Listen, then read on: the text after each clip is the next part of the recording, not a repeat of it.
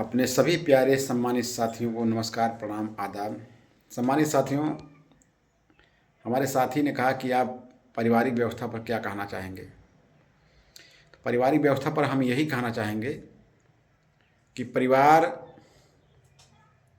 को चलाने के लिए, परिवार में खुशहाली बना रहे,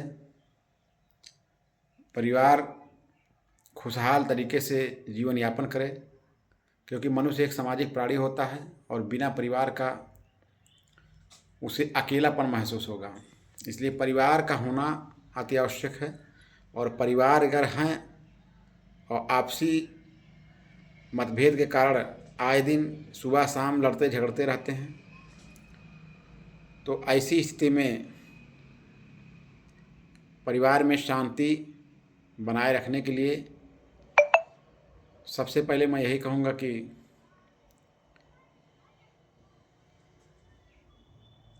बच्चों को ज़्यादा से ज़्यादा उच्च शिक्षा प्राप्त करावें, क्योंकि शिक्षा से ही सब कुछ होता है। क्योंकि अज्ञानता के कारण ही अक्सर ये स्थितियाँ पैदा होती हैं। अज्ञान होने का सबसे बड़ा स्थिति यही सब होती है कि लोग समझ नहीं पाते कि हमें कहाँ और कब और क्या कहना चाहिए। और हमारे तमाम महापुरुषों ने हमें मार्ग दिया है। आज मनुष्य जैसे संत कबीर साहब, रविदास साहब, तथागत संबुद्ध, जरूरी नहीं था कि इन लोगों ने पढ़े लिखे थे, लेकिन प्रकृति के ईश्वरत्व को इन्होंने समझा। जब ये प्रकृति को समझे, ईश्वरत्व को समझे, इन्हें ज्ञान प्राप्त हुआ। आज हम सब ये प्रयास करते हैं कि इनके मार्ग पर चलकर हमें शांति, समृद्धि और सद्बुद्धि प्राप्त हो। इसके लिए हर कोई परेशान रहता है। तो ज़्यादा से ज़्यादा महापुरुषों को, उनके विचारों को परिवार में लाने की कोशिश करें, परिवार में सुनाने की कोशिश करें। इससे भी, पढ़ने से भी ज्ञान प्राप्त होते हैं, लेकिन पढ़ने के लिए उच्च शिक्षा की तरफ जब जा पाएंगे तब होगा। और यदि आप आध्यात्मिक तरीके से अपने महापुरुषों के बताए मार्ग पर चलते हैं, तो उनके मार्ग पर चलकर भी अपने जीवन को अच्छे शांति और स्वभाव से जिया जा सकता है। उनके विचारों पर चलकर जीवन के उद्देश्यों की पूर्ति की जा सकती है। ऐसी व्यवस्था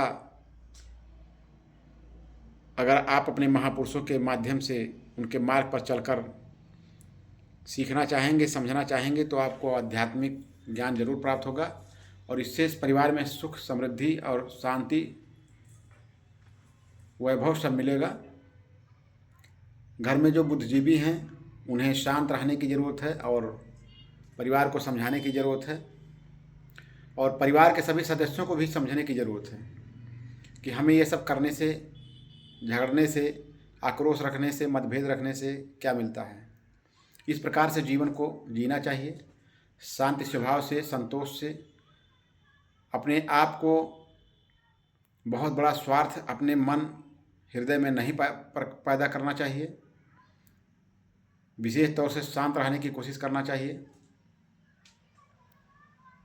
क्योंकि विचार, अगर आदमी विचार रखता है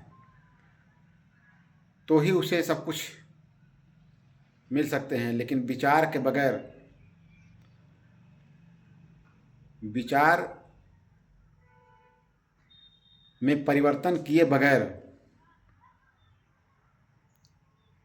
कभी आचरण में परिवर्तन नहीं किया जा सकता।